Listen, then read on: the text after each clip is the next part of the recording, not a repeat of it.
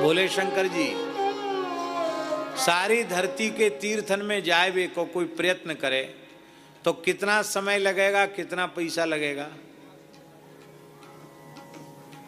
फिर भी क्या सब तीर्थ हो जाएंगे? इतने तीर्थ हैं धरती पर, फिर भी कुछ ना कुछ छूट जाएगा। पर भगवान की कथा कितना बड़ा तीर्थ है, जिसमें बिना बुलाए भूमंडल के संपूर्ण तीर्थ आ जाते हैं। इसलिए कथा मंडप में प्रवेश करते ही संपूर्ण तीर्थों का अवगाहन हो जाता है।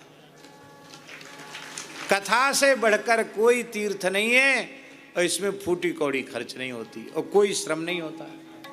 एक जगह आराम से बैठे हुए कथा सुनने, सब तीर्थ है गए। इसलिए भैया जाको कुंभ नहीं होए वो चिंता नहीं करे, वाको कुंभ यही है गए। हाँ, कोई ऐसा ना कहे हमारा कुंभ नहीं भयो। हमारे पूरन भगत जी हैं, अब थोड़ी दिनों में 100 वर्ष के है जाएंगे। पता नहीं कितने कमती हैं 100 में, लेकिन 90 के तो ऊपर होंगे। क्यों भगत जी 90 के ऊपर हैं कि नहीं मास्टर जी? 90 के ऊपर नहीं, 90 के करीब तो होंगे जरूर, या ऊपर ही होंगे। ऐसे जो विशुद्ध ब्रजवासी हैं वयोवृद्ध, उनको कहीं जाने की जरूरत नहीं है, या ब्रज में ही संपूर्ण तीर्थ है। और कथा से बढ़कर कोई तीर्थ नहीं है। कथा सुन ली, सब तीर्थन को फल मिल गयो। कुंभ में भी इसलिए हम लोग जाते हैं कि वहाँ संतों का दर्शन होता है, कथा कीर्तन का लाभ मिलता है। कथा कीर्तन न हो और संत दर्शन न हो तो कुंभ जाने की भी क्या आवश्यकता है। कुंभ की महिमा ही इसलिए है महाराज, सबसे बड़ा लाभ होता है कि साल भर में हम लोग संतों से नहीं मिल पाते, और वहाँ जाने के बाद पूरे देश के संत एक जगह होते हैं, सब एक दूसरे से मिल लेते हैं, सबकी राम राम श्याम श्याम हो जाती है। ये सबसे बड़ा लाभ है। संत दर्शन और सत्संग, यही सबसे बड़ा लाभ है। अभी कथा का माहात्म्य चल रहा था कि भक्ति ज्ञान वैराग्य युवान होकर के नृत्य करने लगे। श्री कृष्ण भक्ति सुतौ तरुणौ गृहीत्वा प्रेमैक रूपा सहसा विरासीत। श्री कृष्ण गोविंद हरे मुरारे नाथेति नामानि मुहुर्वदन्ति। यहाँ आश्चर्यजनक बात यह है, भक्ति नृत्य करे तो आश्चर्य नहीं, पर यहाँ ज्ञान और वैराग्य भी नृत्य कर रहे हैं। इसका आशय है, अब देखिए और विशेष बात, कि ज्ञान भी नाम कीर्तन करके नाच रहा है और वैराग्य भी नाम कीर्तन करके नाच रहा है। इसका मतलब है ज्ञान का फल भी भगवान नाम में प्रेम है, और वैराग्य का फल भी भगवान नाम में, हरि नाम में प्रेम ही है। जब ज्ञान भक्ति से संपुटित नहीं होता, जब वैराग्य भक्ति से संपुटित नहीं होता, तो ये ज्ञान भी रूखे रहते हैं, वैराग्य भी रूखा रहता है। किंतु जब भक्ति से संपुटित हो जाता है ज्ञान वैराग्य, तो उसमें भी रस का संचार हो जाता है, वो भी थिरकने लग जाता है, वो भी नाचने लग जाता है। ऐसा ज्ञान, ऐसा वैराग्य। नारद जी बोले हमारे प्रयोजन की सिद्धि तो हो गई, पर कोई अधम योनि में पड़ा हुआ जीव भी क्या कथा सुनकर मुक्त हो जाता है। तब धुंधकारी का उपाख्यान सुनाए। आप सब जानते हो, आत्मदेव के पुत्र नहीं था, एक महात्मा से मांगा, महात्मा तो उनको ज्ञान देकर मुक्त करना चाहते थे, पर वो तो पीछे ही पड़ गए। बोले पुत्र नहीं दोगे तो मैं मर जाऊंगा, ब्रह्म हत्या आपको लगेगी। महात्मा बोले भला हमें क्यों लगेगी ब्रह्म हत्या? बोले आप इतने सिद्ध महात्माओं कि हमारे ललाट की रेखा बांच ली कि 7 जन्म तक पुत्र नहीं है, आप दे सकते हो, नहीं तो काय बात के महात्मा हो, दो नहीं तो मैं मरेंगे, पाप आपको लगेगा। पुत्रम देहि बलादपि। उन्होंने कहा ठीक है, जब ज्यादा पीछे पड़े तो ले ये फल ले जाओ, अपनी पत्नी को खिला देना, इन नियमों का पालन करेगी तो बढ़िया पुत्र होगा। उसने फल खाया नहीं, बंध्या गाय को खिला दिया और दूसरे के पुत्र को लेकर अपने को पुत्रवती घोषित कर दिया। पंडित जी भोरे भारे बन्ने यही समझो कि हमारो लाला है। नामकरण संस्कार के लिए ब्राह्मणों को बुलाया। घरवाली ने कहा है गर्भ में रखा मैंने, नाम धरने आए पंडित, मैं पंडितानी हूँ, मैं क्या कम विद्वान हूँ, मैं अपने लाला को नाम खुद रखूंगी। क्या नाम रखोगे? बोले हमारा नाम है धुंधली, हमारे लाला को नाम है वो धुंधकारी। धुंधकारी नाम रख दिया। धुंधकारी के जन्म के 3 महीने बाद गाय ने भी एक सुंदर बालक को जन्म दिया। वे हुए महात्मा गोकर्ण। उनका नाम ऋषियों ने रखा। गाय के जैसे कर्ण थे, इनका नाम गोकर्ण हुआ। दुष्ट धुंधकारी ने बड़े होकर अपने पिता की सारी संपत्ति को नष्ट भ्रष्ट कर दिया। पिताजी रो रहे थे। श्री गोकर्ण जी ने उनको तत्व ज्ञान का उपदेश किया, जिसको गोकर्ण दुश्लोकी भागवत कहते हैं। देहे स्थिमान सरुदरे विमतिम त्यजत्वम जाया सुतादि सुसदा ममताम विमुंचो पश्यानिशम जगदिदम क्षणभंगुनिष्ठम वैराग्य राग रसिको भवभक्त निष्ठा वै धर्मम भजस्सु सततम त्यजलोक धर्मान सेवस्सु साधु पुरुषान जहि काम तृष्णाम अन्यस्य दोष गुण चिंतन मास मुक्त्वा सेवा कथा रसमहो नितराम पिबत्वम। संपूर्ण भागवत का सार है ये श्लोक। और इतना सुनते ही गोकर्ण जी की वाणी सुन करके और वैराग्य हो गया आत्मदेव जी को। वे जंगल में जाकर के बनम गतः लिखा है महाराज जी, ठाकुर जी यहाँ लिखा बनम गतः गति 60 वर्षा, 60 साल की उम्र में वन में गए। तो कौन से वन में गए? नंददास जी ने एक पद में कहा है, जो बन रुचे तो बसो श्री वृंदावन, और गाम रुचे तो बसो नंदगाम, और जो गिरी रुचे तो बसो श्री गोवर्धन। वन अच्छो लगतो तो वृंदावन में रहो। तो हमको ऐसा लगता है कि गोकर्ण जी का उपदेश प्राप्त करके आत्मदेव जी और कोई जंगल में नहीं गए होंगे, वृंदावन ही आए होंगे। यहाँ आकर उन्होंने भागवत जी का 10वें स्कंध का पारायण किया, अथवा 10 लक्षण वाले भागवत ग्रंथ का मूल पारायण किया। और श्री कृष्ण माप नियतम 10मस्य पाठात, 10मस्य पाठात के दोनों अर्थ हैं, 10वें स्कंध से पाठात और 10 लक्षणात्मको ग्रंथ 10मः तस्य पाठात। 10 लक्षण वाले सर्ग विसर्ग स्थान पोषण ऊति मनवंतर ईशानु कथा निरोध मुक्ति आश्रय 10 लक्षण वाले ग्रंथ का पारायण 10मस्य पाठात। धुंधली वो भी आत्महत्या करके मरी, कुआं में गिर के मरी। धुंधकारी वेश्याओं के द्वारा मारा गया, भयंकर प्रेत हुआ। सूर्य भगवान की आज्ञा से महात्मा गोकर्ण ने कथा सुनाई और कथा सुन करके प्रेत धुंधकारी का मोक्ष हो गया। बांस में बैठा था, एक एक दिन में एक एक गांठ चटकती चली गई और प्रेत का मोक्ष हो गया। आप लोग कहेंगे आज भी ऐसा संभव है? हाँ संभव। अभी वृंदावन में हैं ठाकुर जी, वयोवृद्ध हैं, इसमें 88 वर्ष की आयु हो रही है। पूज्य पंडित श्री आचार्य व्यास नंदन जी। एक जगह प्रेतवाद आती, बिहार में, शायद पटना की बात है, कहाँ हमारे एक पंडित जी वो साथ में पाठ में गए, पूजा में गए, वो बता रहे भयंकर प्रेतवाद आती महाराज। वो बड़ी विधि पूर्वक वहाँ प्रेत का आवाहन करके बांस में उनको प्रतिष्ठित किया प्रेत को।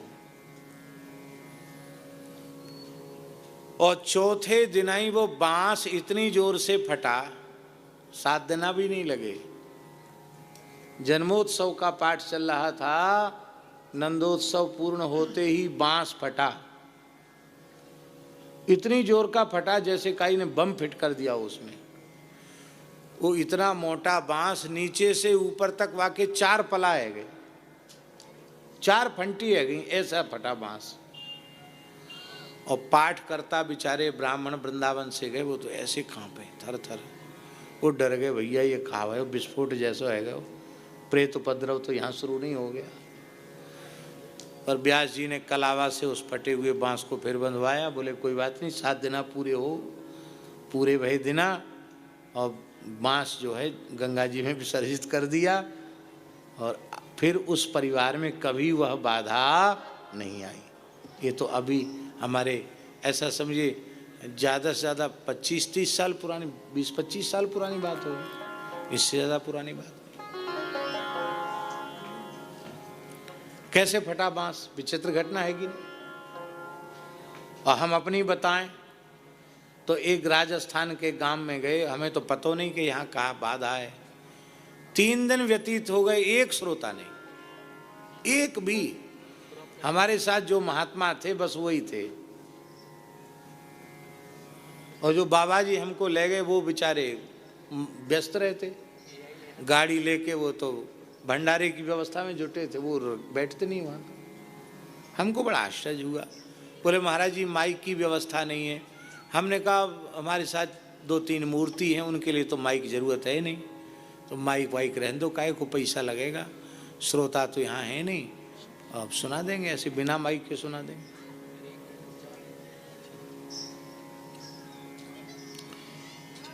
तीसरे दिन एक पंडित जी आए, बड़े बूढ़े से थे। हमने उनसे पूछा कथा के बाद, मैंने कि पंडित जी यहाँ श्रोता नहीं आते हैं, आसपास गांव तो हैं। और ये बोले महाराज जी इसमें भयंकर ब्रह्म राक्षस का उपद्रव है, यहाँ लोग दिन में नहीं आते, रात में तो कौन आएगा, आप तो कथा देर तक बाँचते हो, यहाँ लोग नहीं आते। 2 टाइम की कथा थी इस समय। भयंकर ब्रह्म राक्षस का उपद्रव है, उसी के डर के मारे लोग नहीं आते। आप लोग कहाँ रहे? तो हमने कहा यहीं कथा कहते, इसी पेड़ के नीचे रहते, बट का पेड़ था, ज़्यादा व्यवस्था नहीं थी वहाँ। एक कोठरी थी पास में, उस कोठरी में महात्मा का गेहूँ फेहूँ भर रहा था, कंडा लकड़ियाँ भर रही। नेक्स्ट सी जगह में महात्मा का, बोले यही में रह जाओ महाराज। या मैं कहाँ ते रहे भैया, पाम रखवे की तो जगह है ना, कहाँ रहे? तो बट का पेड़ था, उसी के नीचे रहते। एक तखत सोने के लिए डाल दिया, एक तखत कथा कहने, बाकी महात्मा लोग बैठ के कथा सुनते। तो उन्होंने कहा आप कहाँ रहे? तुमने किसी पेड़ के नीचे। आप लोगों को कुछ नहीं हुआ? हमने कहा कुछ नहीं हुआ। अरे तब तो आश्चर्य है। फिर वो पंडित जी ही माइक ले आए और उन्होंने लोगों को जगाया कि भाई बढ़िया कथा हो रही, चलो चलो। चौथे दिन माइक आया, फिर कथा होने लगी। कथा जिस दिन पूरी हुई, बट के नीचे बैठ के हम कथा कह रहे, बट की इतनी मोटी डाल, हमारे हाथ में नहीं आवे इतनी मोटी डाल, बड़ी डाल, और ऐसी जहां बैठे ऐसी बड़ी, ऐसी बगल वाली डाल, बड़ी जोर की आवाज आई उसमें। नवयोगीश्वर संवाद चल रहा था उस समय, और जैसी हमने कहा ब्रह्म भूयाय कल्पते, धड़ाम से वो महाराज डाल गिरी। इतनी बड़ी डाल के साथ सैकड़ों आदमी रस्सा बांध के उसको तोड़े तो झुके नहीं, बड़ी जोर की आवाज करके डाल गिरी। हमारे साथ के जो थे वो सब भाग गए, हाँ, और सामने श्रोता थे वो भी भाग गए। राजस्थान धूल उड़ गई महाराज, गिली तो धूल वैसे ही उड़ गई। हम तो नहीं भागे, क्यों, हम तो व्यास पीठ पर बैठे थे, हम कैसे भाग के जाते। पर डर हमको भी लगा। थोड़ी देर तो हम सब भूल गए कि कहा कहनो, आगे पीछे सब भूल गए क्या कह रहे थे। मैंने कही भैया बड़ा भारी विलक्षण बात है, तो भगवान की दया ऊपर नहीं गिरा, नहीं श्रोताओं की तरफ ऐसी डाल गिर जाती तो पता नहीं कितने लोग पधार जाते। ये तो बगल में मोटी डाल गिरी है, और ठाकुर जी ने हमको बाल बाल बचाया, सब संत भी बच गए, किसी को कुछ हानि नहीं हुई। मतलब फिर थोड़ी देर हमने कीर्तन कराया, फिर लोग आके बैठे, कथा हुई पूरी। पूर्णावती का समय था, पूरी हो गई कथा। उस स्थल से वह बाधा सदा सर्वदा के लिए चली गई। अब तो महात्मा का बहुत बढ़िया स्थान बन गया वहाँ। वो महात्मा हमें मिले, बोले महाराज जी आप तो बहुत बढ़िया कथा कहे, उसमें तो हम सेवा नहीं कर पाए, अब आप चलो बढ़िया, अब हमने गाड़ी ले ली है, अब तो बढ़िया कथा कराएंगे। मैंने कहा अब फुर्सत नहीं है, फुर्सत होगी तो मना नहीं है, फुर्सत होगी तो चले जाएंगे, पर अवकाश समय का संकोच है, ऐसा है। ये बात हम इसलिए सुना रहे हैं कि जब मोटी डाल फट सकती है बट की, तो बांस फट जाए हमें कौन सा आश्चर्य है। ये कल्पना नहीं है, ऐसा संभव है, हो सकता है, हुआ है ऐसा। तो अधोगति को प्राप्त जीवात्माओं का उद्धार कथा सुनने से हो जाता है। गोकर्ण जी ने कहा कि श्रोता तो हमारे बहुत हैं, विमान एक क्यों आया? बोले महाराज बात ऐसी है कि श्रोताओं ने श्रवण किया पर मनन नहीं किया। दूसरी कथा हुई, सबने श्रवण मनन किया, निधिध्यासन किया और हजारों विमान लेकर ठाकुर जी प्रकट हो गए। तुंगभद्रा नदी का स्पर्श करके सब विमानों में बैठ बैठ कर जाने लगे, पर श्री गोकर्ण जी महाराज ने देह त्याग नहीं किया। महात्म्य में लिखा है, गोकर्णम तो समालिंग्य अकरोत स्वसदृशम बपू। गोकर्ण जी का आलिंगन करके भगवान ने उन्हें अपने जैसा बना दिया। इसका तात्पर्य है ठाकुर जी कि जैसे निर्लोभ निष्काम वक्ता गोकर्ण जी हैं, इस भाव से कोई कथा सुनावे तो ठाकुर जी का सर्वस्वभूत आलिंगन उसे प्राप्त होगा। भगवान ने सोचा जिनकी वाणी सुनकर इतने जीवों को मेरा नित्य गोलोक मिल रहा है और उनको भी देह छोड़कर जाना पड़े तो लोग कहेंगे ठाकुर जी के दरबार में भी अंधेर नगरी चौपट राजा, टके शेर भाजी टके शेर खाजा। बताओ, वक्ता को भी वही, श्रोता को भी यही। अच्छा भी एक बात बताओ, ये रुपया कौड़ी लत्ता कपड़ा और बर्तन फर्तन, ये दक्षिणा ज़्यादा अच्छी है कि ठाकुर जी अपनी आजानुलंबित भुजाओं में भरकर छाती से लगा लें, ये दक्षिणा अच्छी है? कौन सी दक्षिणा अच्छी है? भगवान का सर्वस्वभूत आलिंगन प्राप्त हो, और इसी दक्षिणा की प्राप्ति की कामना से जीवन भर कथा कहनी चाहिए, हैं कि कभी न कभी तो ठाकुर जी वो दक्षिणा हमको देंगे। अच्छा, किसान भूस के लिए खेती करता कि अन्न के लिए है? भूस अपने आप मिल जाता कि नहीं मिल जाता है? संसार की वस्तुएं भूस के जैसी हैं, सार ही ने। आप प्रयोजन रखो भगवत प्रेम की प्राप्ति, रोटी कपड़ा ये तो सब भूस के जैसी चीजें अपने आप मिलेंगी। प्रत्यक्ष देख लो, एक पैसा की किसी की नौकरी नहीं करते और व्यवसाय के नाम पर खोमचे की भी दुकान नहीं है, लेकिन जितना खा नहीं सकते उससे ज्यादा भगवान प्रसाद पाने को दे रहे हैं। अपने शरीर की आवश्यकता से अधिक वस्त्र दे रहे हैं और कोई काम कहीं रुक नहीं रहा है। इसका मतलब क्या है? इसका मतलब यह है कि ये वस्तुएं, इनकी प्राप्ति का संकल्प करना और इनकी प्राप्ति का प्रयत्न करना ये मूर्खता है। एक ही भाव, हे नाथ, हे मेरे नाथ, आप ऐसी कृपा करें, आपके चरण कमलों में हमारी अवचल प्रीति हो जाए। यही भाव लेकर कथा कहनी चाहिए और यही भाव लेकर कथा सुनना चाहिए। महात्म्य संपन्न हुआ। आज पहला दिन है, इसलिए एक श्लोक प्रथम स्कंद का कहकर एक मर्यादा की पूर्ति कर देते हैं। जन्माद्यस्य तोन्मयादितरतश्चार्थे सुविज्ञ स्वराट तेने ब्रह्म हृदयादि कवये मुह्यन्ति यत्सूरया तेजो वारिमृदां यथा विनिमयो यत्र त्रिशर्गो मृषा धाम्ना स्वेन सदा निरस्तकुहकं सत्यं परम धीमहि। यही कथा संपन्न होती है। आज थोड़ा विलंब हुआ, उसके लिए हम क्षमा प्रार्थी हैं। और अब रास बिहारी जी की मंगलमयी लीला का दर्शन आप लोग इसी मंच से करेंगे और कल से आप ठीक समय से कथा श्रवण करने पधारें। पाठ का भी दर्शन करें, कथा का भी श्रवण करें और रास बिहारी की मधुराति मधुर लीला का भी दर्शन करें। जय जय श्री राधे। हरि शरणम हरि शरणम हरि शरणम।